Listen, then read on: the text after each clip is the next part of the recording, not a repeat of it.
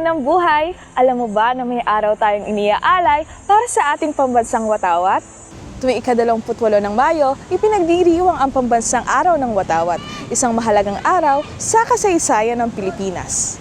Ito ang araw noong 1898 na unang iwinagayway ang ating watawat sa tagumpay ng labanan sa Alapan sa Cavite bilang simbolo ng ating kasarinlan.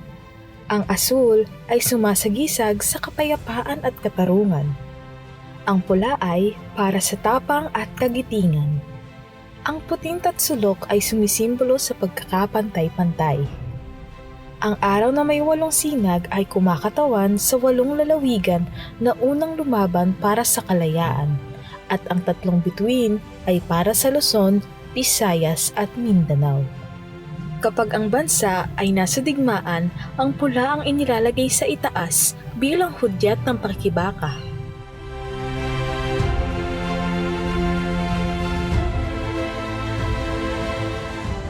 Ang watawat ay hindi basta tela lang. Ito ay sumasagisag ng ating kasaysayan, pagkakakilanlan at mga sakripisyong nagbigay daan sa ating kalayaan. Kaya ngayong panahon ng paggunita, maglaan tayo ng oras para kilalanin at ipagdiwang ito.